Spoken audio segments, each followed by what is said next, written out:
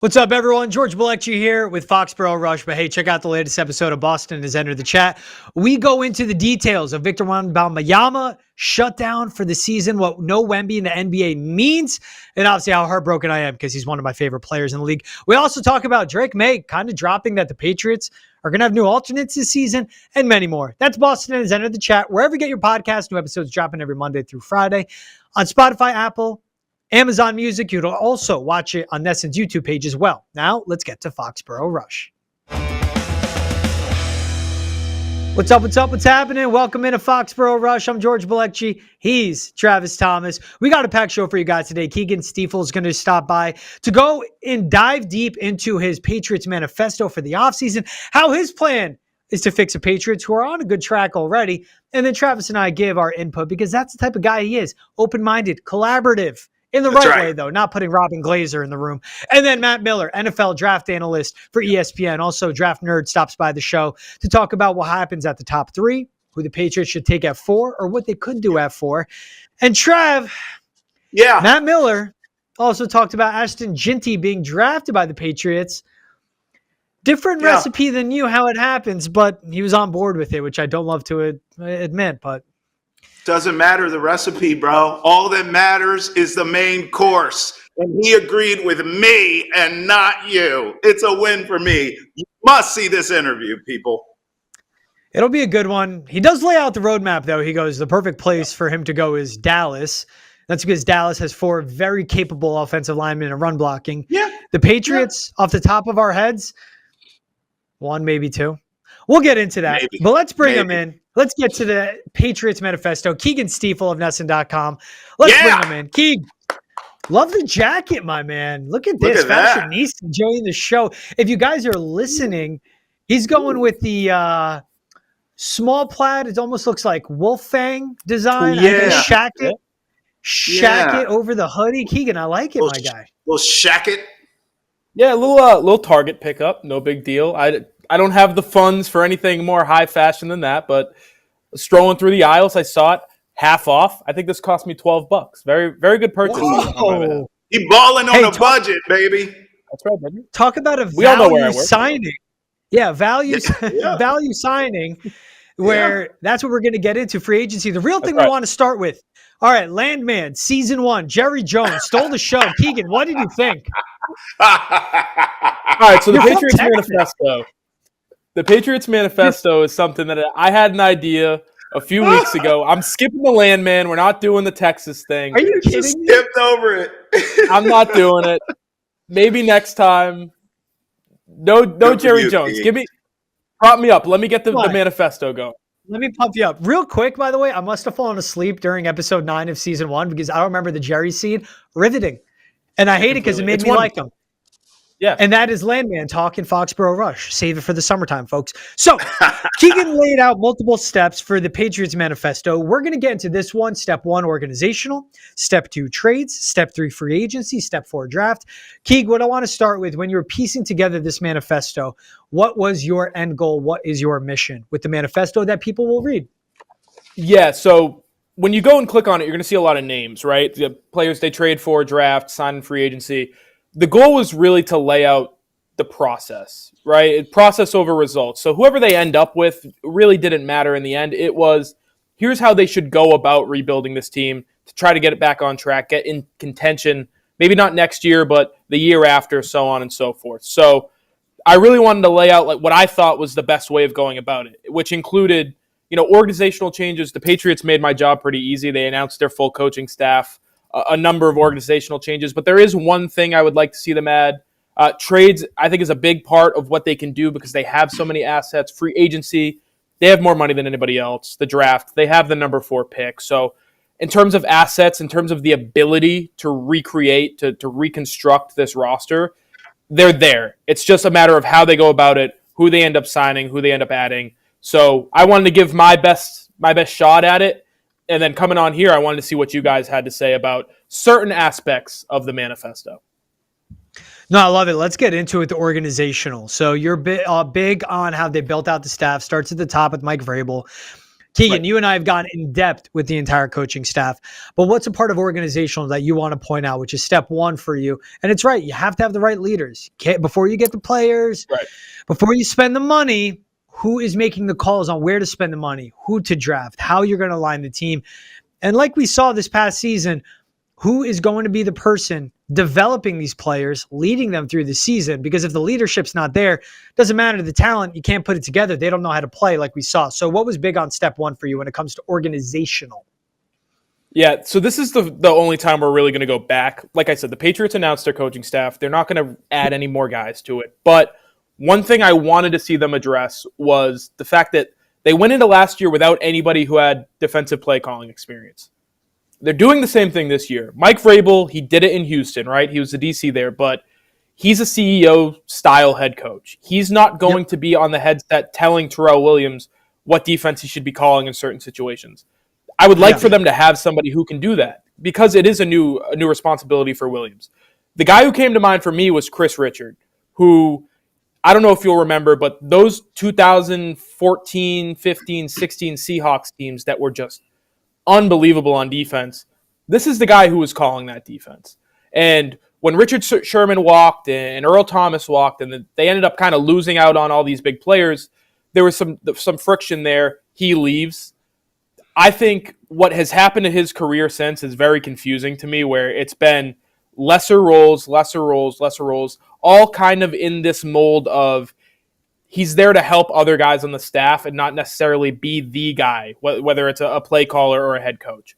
So I think this would have been a great situation for him to come in, kind of establish himself as I can essentially lead a defense. I'm not calling the plays, but I'm here as a jumping off point for the defensive coordinator, for the head coach, kind of an intermediary between the two.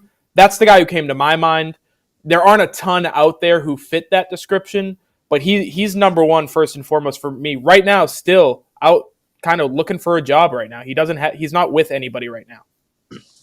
Yeah, it's interesting because that's like the red flag for me in a way, though, where Chris Richard obviously led a Seattle Seahawks defense. You would think someone that would be a hot commodity and all that. So that would have been a hire to make sense. But yeah, he was a DB coach for the Jaguars. Doesn't sound like he's on that staff anymore. I like Terrell Williams as the DC. I think that was going to happen because that's Mike Vrabel's guy. And Mike Vrabel, you talk to anyone. When we had Bill O'Brien on the show and he talked about Mike Vrabel being a guy, he tried to get on his coaching staff at Penn State. And he pointed out why is because of him developing relationships. Mike Vrabel has pointed out Terrell Williams is helping him in that space. So I think Terrell Williams, and a guy that's qualified for it, I love him as a DC. I love what he's going to bring. I think it's a modern defense. We're going to have game records up front, 4 down linemen. There should be that support, though. So I think he was going to get the DC job of, hey, you're going to get the title, big pay bump. I got you. You're my guy. I'm going to look out for you in that way. A Chris Richard as an associate head coach, a defensive assistant, a Chris Richard as a consultant would have made simple. I'm going to go Lou Anarumo, though, because, again, the red flag for me is that Chris Richard doesn't have a job with the resume. Lou Anarumo has been coaching in the NFL for a long time, was a DC with the Bengals for 6 years, and he runs a similar scheme to what Terrell Williams does. He's big on making stuff complicated, making stuff hybrid, running a heavy nickel personnel, but it's all about his 2 bookend edge rushers, Trey Hendrickson, Sam Hubbard, being game wreckers, and then everyone else behind them make plays, but affecting the quarterback with the 4 down linemen. For a guy that's around the age of 60, been calling a defense for the last 6 years, very modern, that's the guy I want in that role. Associate head coach, right? I want Terrell Williams being the DC. This is the long-term guy. But that's a guy, hey, associate head coach, and you go help Terrell. You go make sure on game days you wear a headset. And if Terrell Williams is up in the booth, if he's down on the field, whatever he wants to do, Lou, you are next to him. That's what I would like to see. And that would have given them an opportunity to kind of help a guy like Anarumo get to the next level. He ended up making a lateral move, right? He's with Indy. I would say that's a worse defense than Cincinnati's was in terms of talent, although it's harder to get worse than Cincinnati's was last year.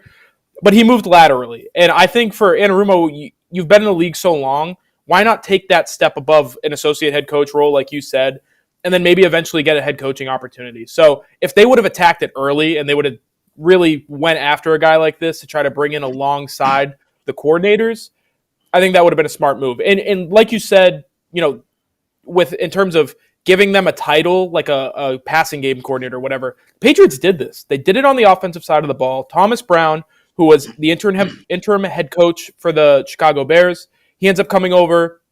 He's in a passing game coordinator role. He's coaching the tight ends. I don't see why you couldn't have been able to do that with somebody who just lost their job as well in Anarumo. So I agree with you 100%. I think those are really the two only options that would have fit in terms of what they ended up doing. But, I think we might see later in the season when Terrell Williams hits a wall and he's starting to struggle in terms of in-game adjustments, stuff like that. You might end up seeing that, and that could come back to bite them. Yeah, it's where, like I was thinking Matt Eberflus maybe. No, I don't want part of that. Joe Barry, because I was trying to think of those guys that have DC experience, but Joe Barry stunk wherever he went. Lou Anarumo is really good. So in that bigger role, that's kind of like what they did to get into your organizational thing. And we've talked about it with Todd Downing. He's had experience everywhere. Once Thomas Brown, the tight ends coach, got the passing game coordinator role, my dream, my soul was crushed of no Wes Welker, because that's what it would had to been. Yeah. A wide receivers coach, passing game coordinator. Why not give Thomas Brown run game coordinator and give Wes Welker the passing game coordinator? But that's how it goes. So there is this is a really good coaching staff. I do like it. Yeah. But on the defensive side, there is that lack of defensive coordinator experience. I think, there's a guy, Milton Patterson. Yeah. Defensive assistant. Right. He was like a DC in college, but I'm not going to go, well, that's the experience. You wanted someone that has cachet in the room and the experience and all that. So that's my big thing. And at the end of the day, it's a relationship business. So he hired the guys that he's familiar with. That's all it ended up being. There's a reason Matt Patricia somehow got a defensive coordinator job at Ohio State. Don't get me started. We'll be here all day. At least it's not Joe Judge. He's just tearing down your alma mater, Keagan. All right, step 2, trades. Let's get into this one. Yeah. This one's fun. Trev, I want to start with you on this one. What's the trade? We look at Keegan's manifesto. A guy he likes is Bryce Huff. We'll get into that. Trev, you say, though, give me a Cooper Kupp. How? What's the vision? What do you see with the Cooper Kupp? I don't have to give up much to get him. I really don't. I think the Rams will move him at this point for a Mountain Dew and some Cape Cod chips. And I'm with it, because at this stage of Cooper Kupp's career, why would you give up more than that anyways?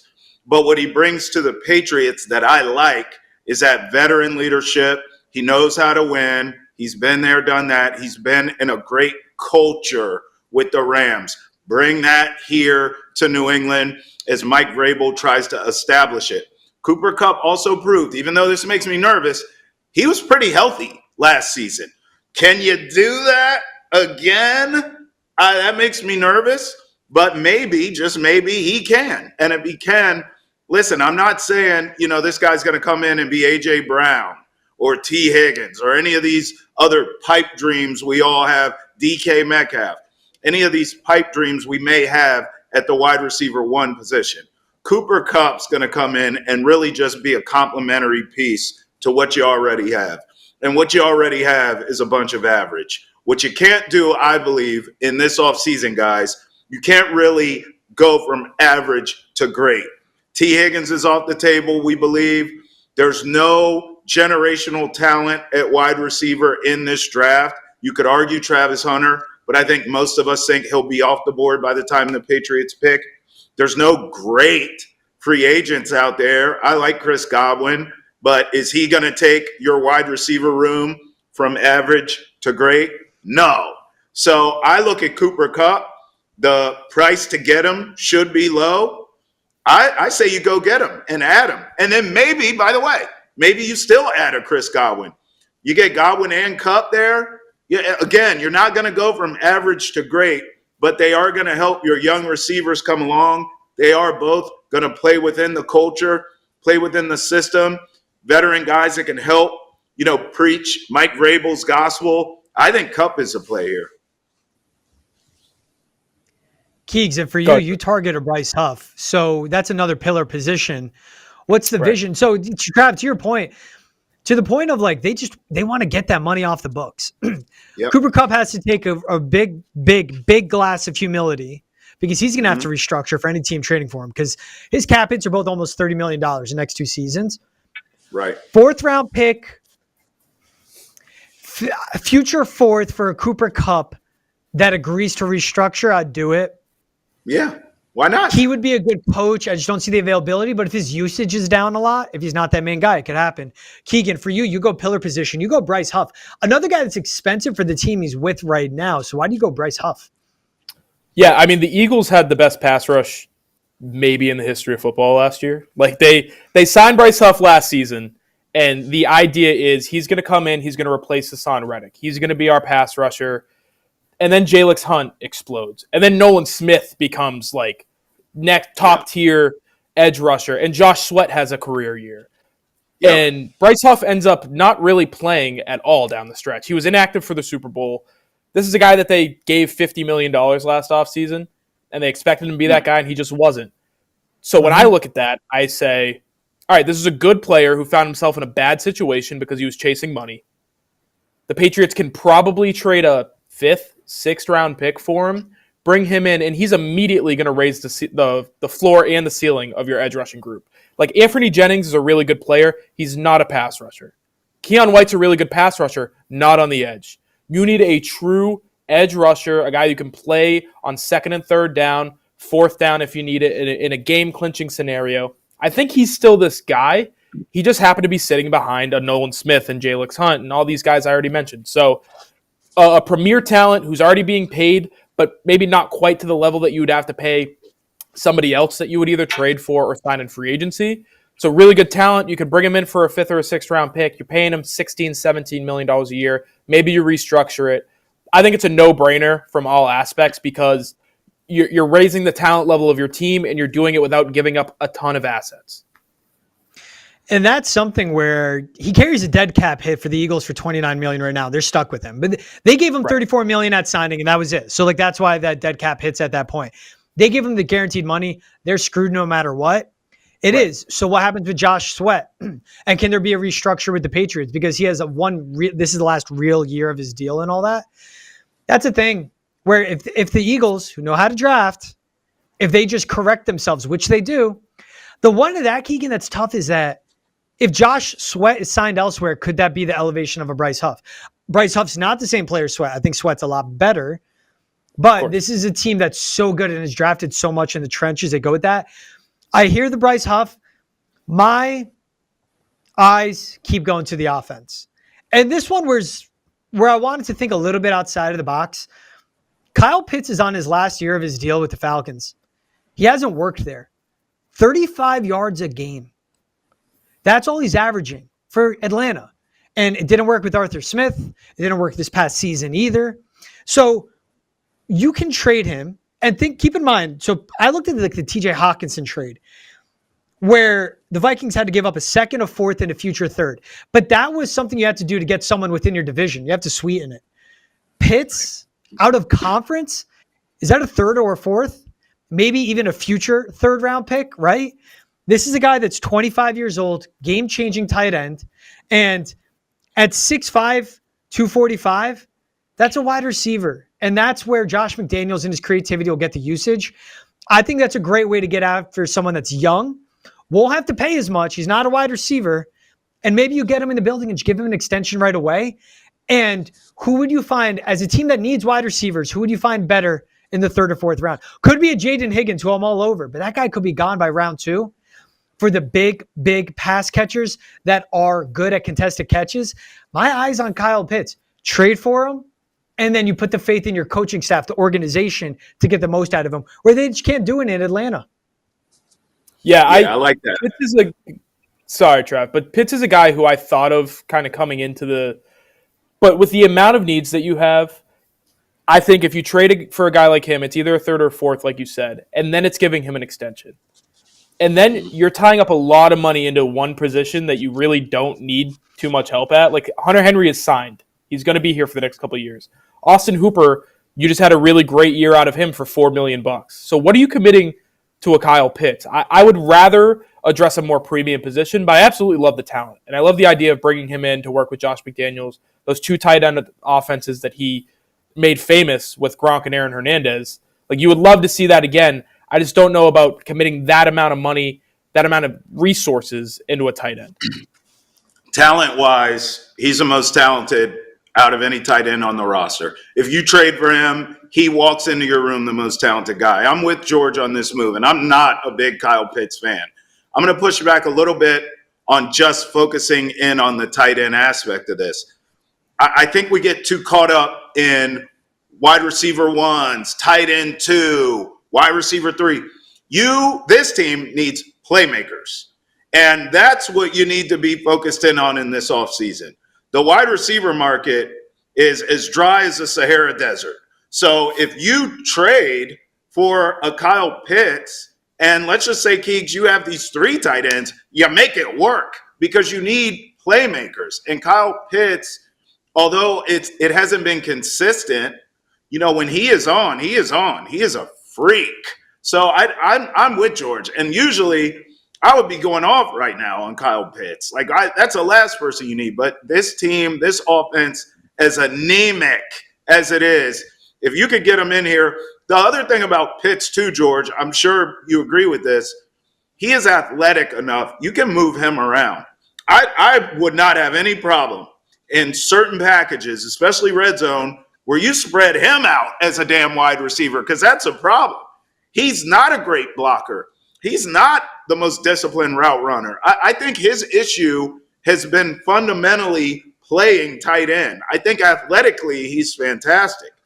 But playing the position, some of the nuance of the position, he's a mess. So if you get him in here, you get the good coaching, you have a lack of playmakers, you can experiment. You can move around a Kyle Pitts all up and through this offense.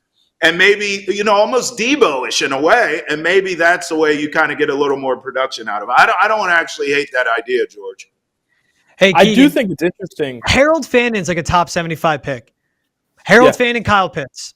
I got to throw that your way. That's your guy. Kyle, what is Harold Fannin? He's a prospect out of Bowling Green. What is Kyle Pitts? He's a pro. Yeah. Yeah, and you're right? My whole thing is, you guys focused with the trades on wide receiver, tight end, whatever it might be. We just saw that the way you build a sustained, successful roster is through the trenches. So that's why with me, it's priority number 1 is the trenches. Whether or not they get a wide receiver 1 or another weapon in that room, could not care less this offseason. Really couldn't. Oh, you tripping. We're going to jump right into it, but you're going to see I'm adding more linemen, offensive, defensive linemen. That's what I think they need. And for me, I just saw a team win a Super Bowl based off the fact that they were getting after the passer. They were killing the best quarterback in football. That's what I want to do. That's what I want my team to do. So I'm sorry.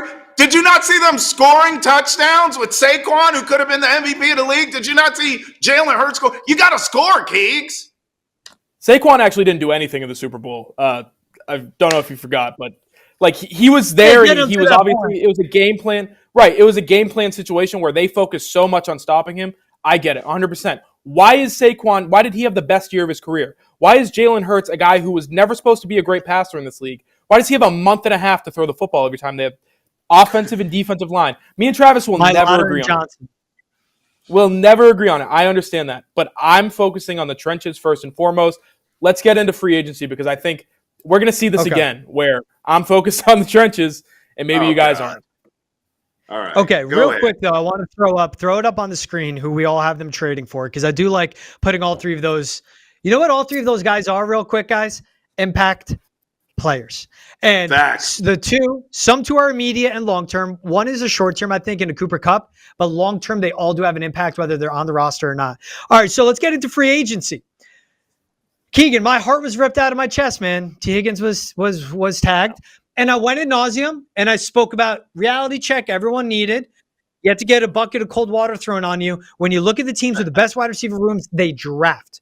So everyone was in on T. Higgins. Free agency, Keegan, where do you want to go? Yeah, so the idea with this one was value.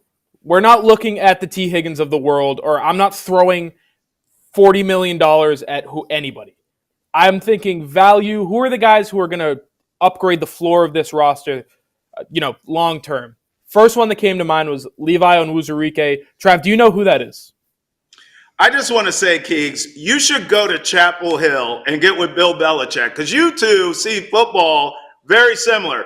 Your team, this Patriots team, will score no points, but they'll stop everyone. Yes, I know who it is. Go on, Kings. Fine with it.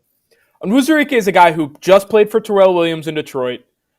He really stepped up when they needed guys to step up on the defensive line. Aiden Hutchinson went down. Aleem McNeil went down. The Lions already paid Aleem McNeil, so they've made their decision. They're going to have to pay Aiden Hutchinson. They might go out and get Myles Garrett. So Onwuzurike is going to hit the open market, and I think bringing him in as insurance for Christian Barmore, because you don't know if he's going to be playing this year or not, that's a huge question mark that people aren't talking about.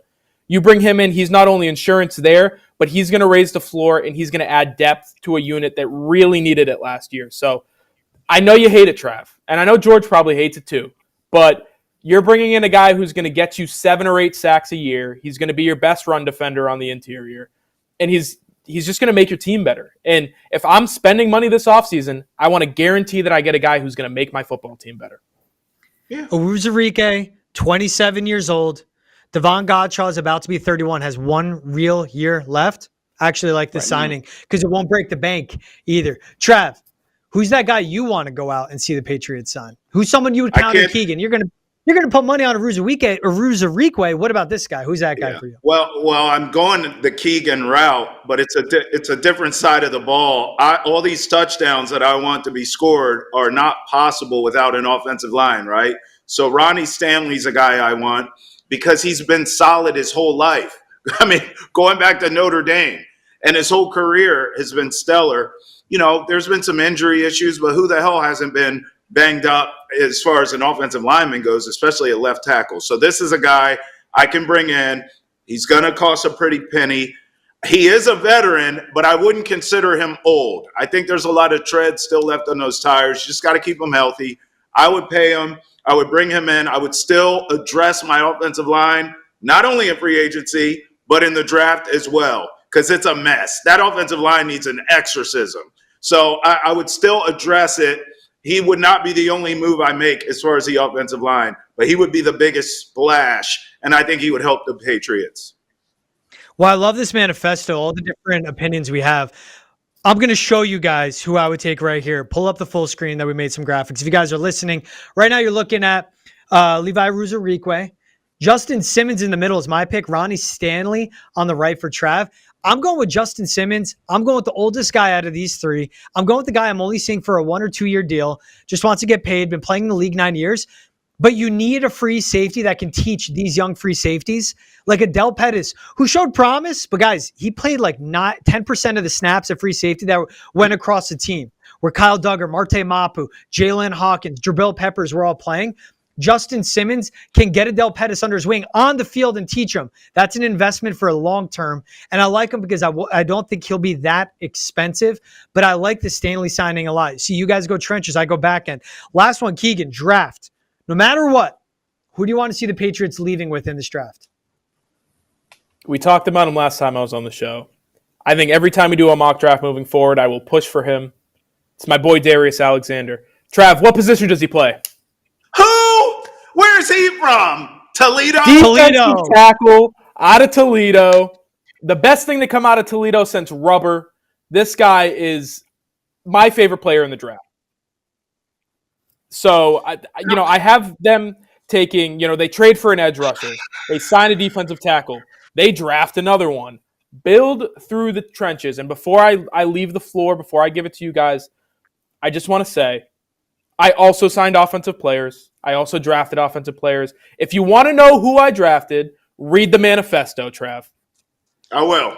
I'm going to read it with a glass of whiskey because you drive me to drinking. Give me You're gonna have a great time. Genty. Give me Ashton Genty. You're going to get great players on the football team. Yeah, with I am going to get liquored up. Ashton Genty makes sense because as you guys will hear in a moment, Matt Miller laid it out that you need to have the guys in the trenches, and Keegan's all about investing. Right. On the Darius Alexander wavelength, I want Alfred Collins. I want them walking away from this draft with a guy like him. I want them walking away from the draft with a guy like a Deion Walker on top of a Darius Alexander maybe. 2 points to it, Keagan. You don't know what happens with Christian Barmore. And if you loved what the Eagles did, and if you praised what Howie Roseman did in building the Eagles, and then your team drafts an offensive lineman, multiple, a defensive lineman, multiple in this draft, and then you say F you to your GM, you're a hypocrite because that's how Howie Roseman did it. Draft heavy in the offensive line room, defensive line room. Guess what? Out of their top 3 wide receivers in the Super Bowl, he only drafted one of them. Right. That's a one big thing in all this. So that's what you got to look at it. Yeah, listen, I'm building rosters just like the Eagles are. I'm building rosters like a Super Bowl champion. Many are saying I should be getting a job after people read this manifesto. Not me. Yeah, and UNC with Belichick. You're going to have all the guards and defensive tackles your heart can desire. If Billy wants to pay me $2 million to come scout, fatties, I'll do it. Give me Jaden Higgins at Iowa State. You're 6'4", you're 215, you're a good route runner, good release at the line of scrimmage, separation at the top, good run blocker, actually, good at contested catches over the middle. I'm all for it. I like it. He could score touchdowns. Imagine that. Imagine that.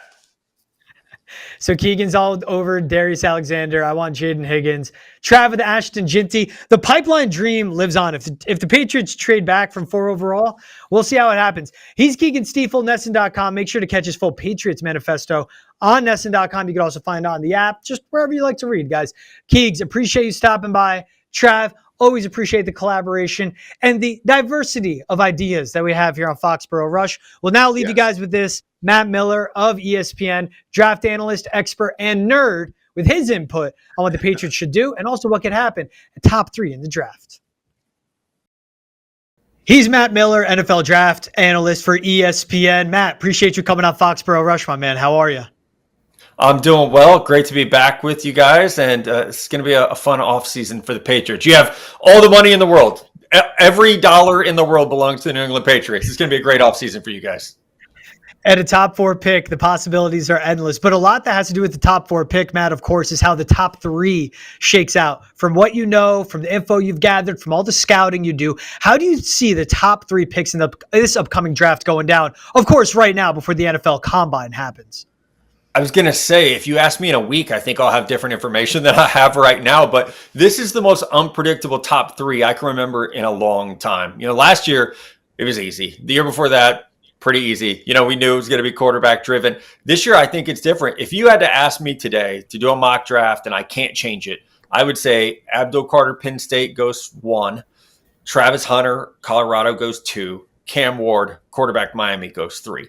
Now, could the Titans trade that first pick? Absolutely. Could Cleveland decide they want to draft a quarterback? Absolutely. So it's very much like so much is up in the air right now. We got to see where guys like Sam Darnold land in free agency. We got to see what happens with Kirk Cousins and Daniel Jones and Justin Fields. So this is, I think, one of the more intriguing years where we just really don't know. Like Abdul Carter's probably going to go in the top 3. Travis Hunter's probably going to go in the top 3. Outside of that, it is very much up in the air right now.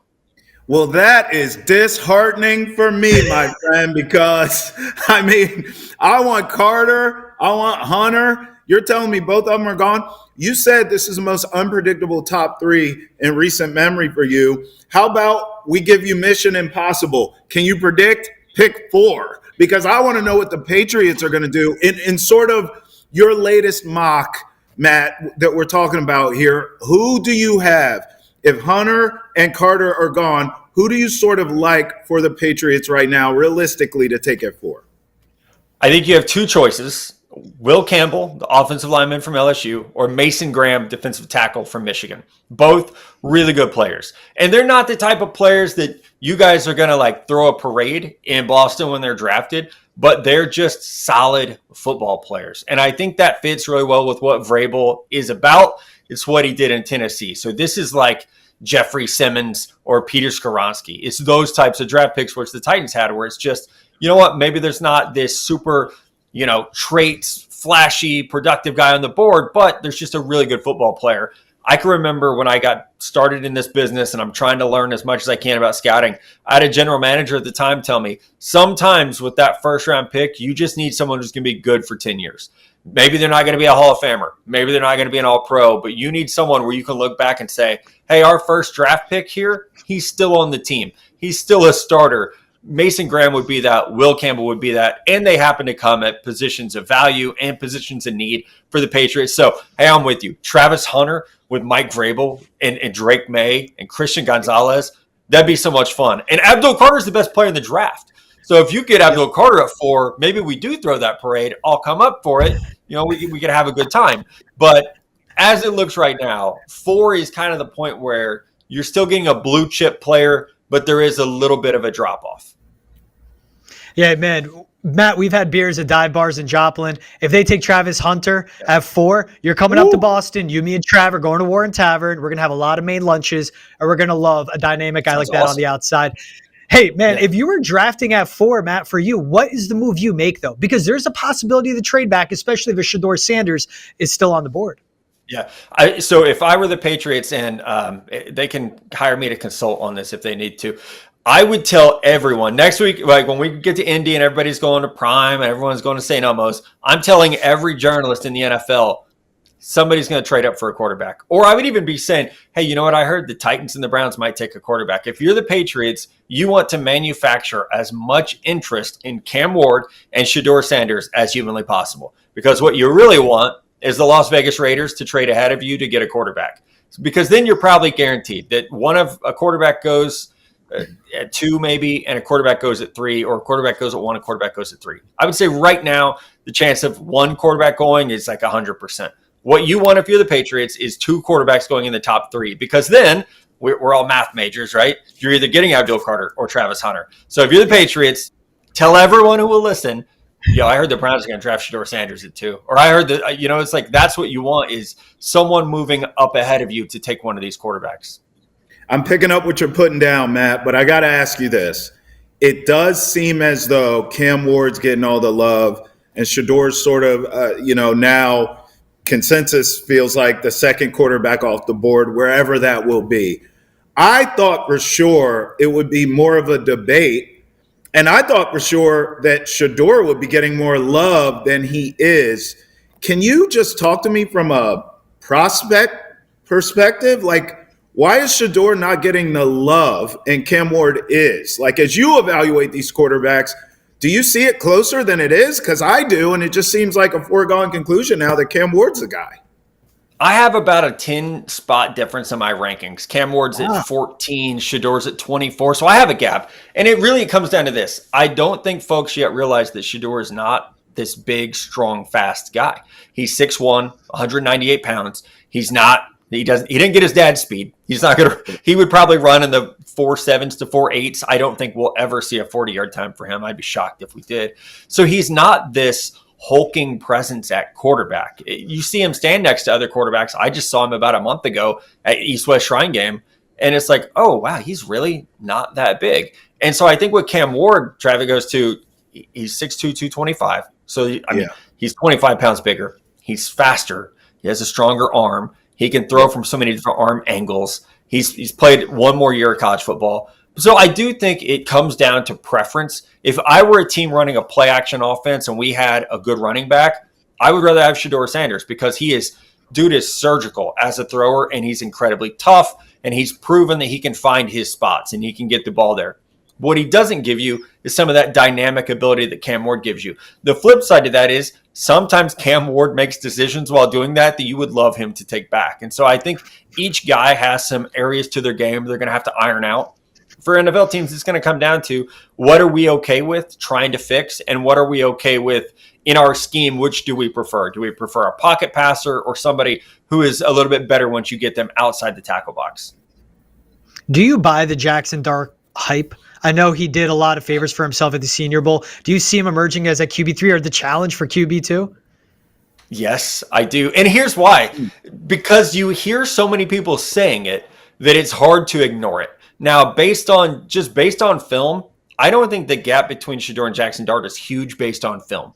Based on traits, there are things I like more about Jackson Dart. I think he throws a beautiful deep ball. He's a little bit bigger. But the scheme that he's played at Ole Miss has not prepared him for the NFL. He's going to need half a season at minimum, I would think, to just get acclimated to the NFL game. And so that's where my hang up comes. If you're the Raiders or the Jets, and you're going to draft Jackson Dart in the top 10, he's got to play pretty early because you just don't have those guys in place for him to learn behind. Maybe the Jets a little bit, with having some guys there, but that's where I get hung up is like, okay, if you're the Steelers and you draft Jackson Dart and you bring back Russell Wilson for a year, cool. I like that. I think that could work really well. Where I do struggle is if you're going to draft him and say, all right, week 1. And you'll remember that was my Drake May hang up too. It was like, gosh, he hasn't played a ton of football. If you put him out there week 1 on a bad team, he's going to learn some bad habits. The Patriots handled it perfectly. We had really, really good results to end the year. I think Jackson Dart, in terms of experience and what he's going to be able to do early on, it's similar. Like in a perfect world, he's going to sit for at least 8 games. All right, Matt Miller. Yeah, I got him right here. Okay, Robert Kraft just called me. He said, write you a blank check, bring you in as a consultant for the draft. Patriots. Yeah, I'm in. You offered your services. Yeah. Patriots are on the clock. 4th overall. Will Campbell's on the board. Mason Graham's on the board. 2 guys you said make sense here. Who are we taking, or are we trading back and acquiring more picks? What's the move here, Matt Miller? I would trade back. I think this is a draft where there's those couple really good players at the top, Carter and Hunter. I think there is a drop-off after that. So if they're both off the board, the difference between Will Campbell and Kelvin Banks from Texas isn't that big.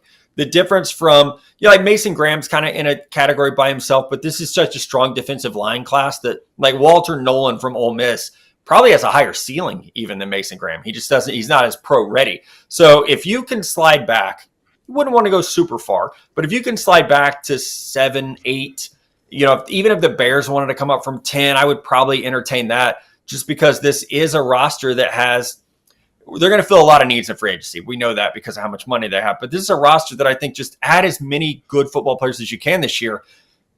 I look at Houston, I look at Washington, of teams that did a really good job of, let's not reach for need. We're just going to draft best player available, and we're going to turn this thing around pretty quickly. The Patriots could do that with $126 million in cap space and a lot of draft capital and a proven head coach. You could flip this thing around pretty quickly. Hey, I love hearing that. More draft picks, more holes to fill, more cost control contracts around Drake May. And this is where it gets interesting. Matt, you were down at the Senior Bowl in Mobile. It's probably your second favorite place to be outside of being in Southwest Missouri and the NFL Combine too. So third, maybe. Yeah. But you were down there. You're seeing it with your eyes. You're talking to people. Who are the guys that you walked away from the Senior Bowl with that had the biggest impression on you? Walter Nolan was one of them. And I'd seen him in person a couple times, but man, it's just that first step quickness is something. And he has a motor that runs red hot. So I'm really excited about him. I think he could be a top 15 pick. Gray Zabel, the interior lineman from North Dakota State, he has played tackle in North Dakota State. Now he's playing guard, center. He had a fantastic week. Arguably made more money for himself than anyone because going from that lower level of competition, showing that he could do it against SEC, ACC, Big Ten defensive tackles was huge for him that week.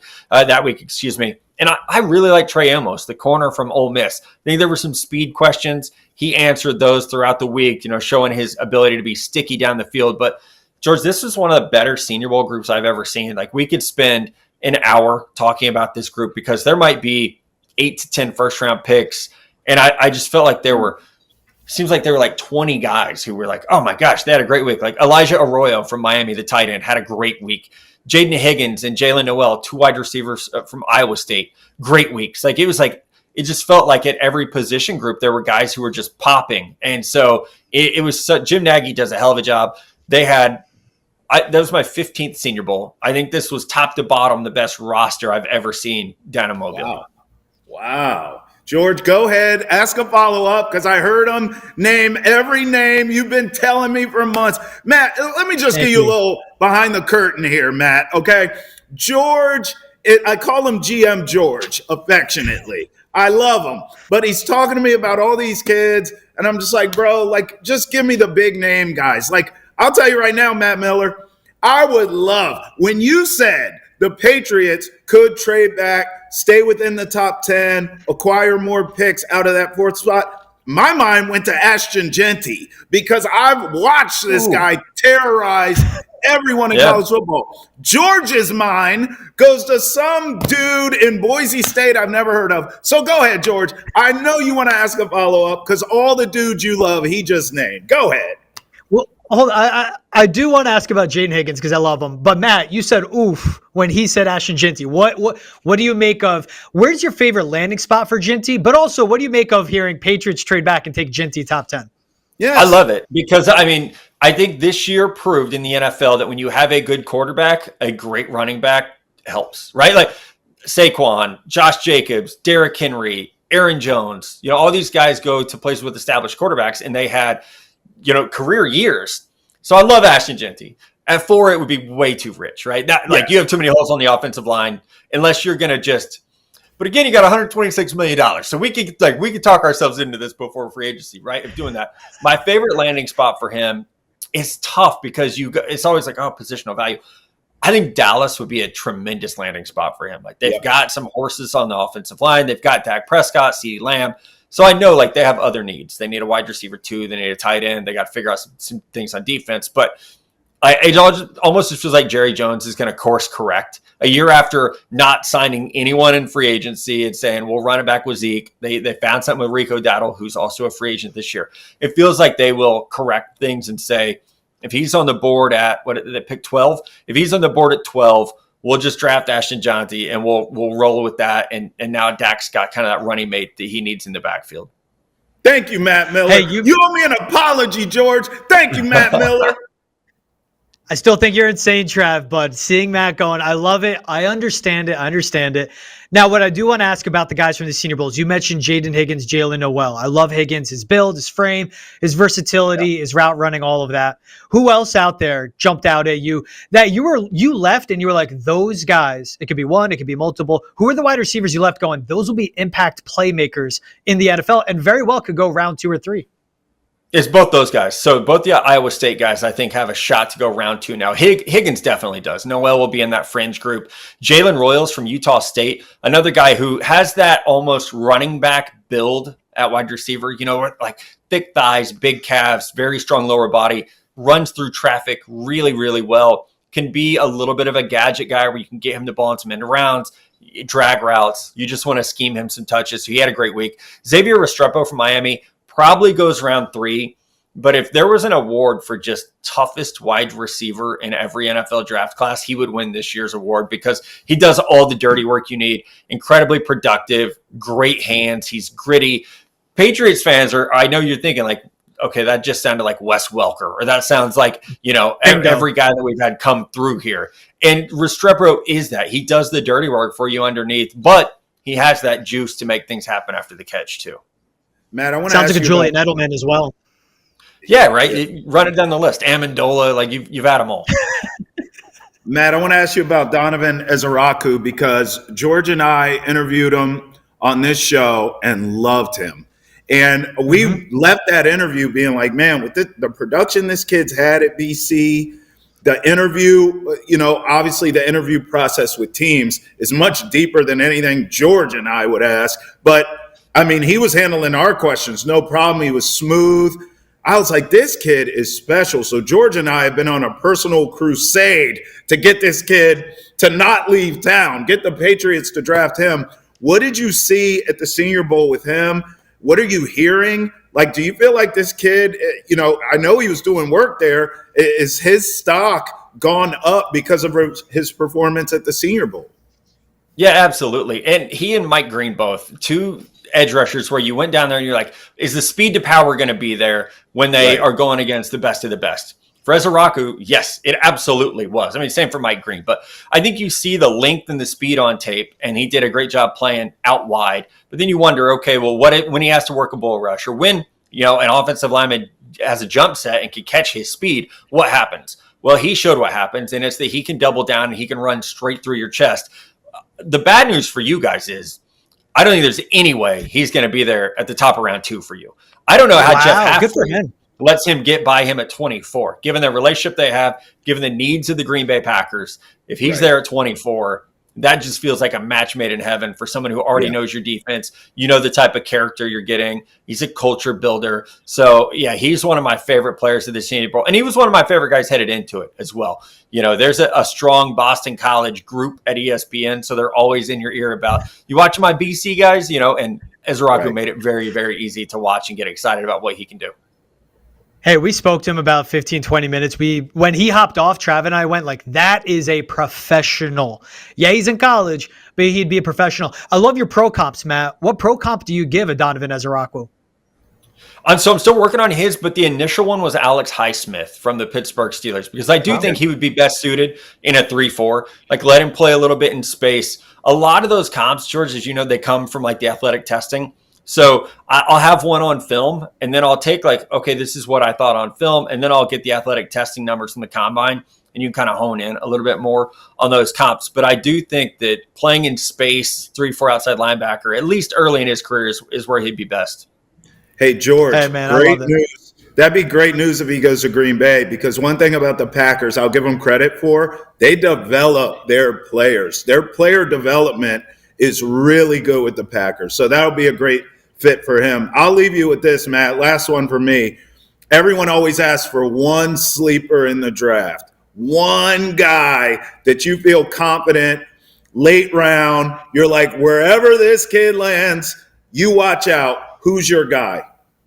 There's so many when you have my job, right? Like that's my job, is to know all these guys.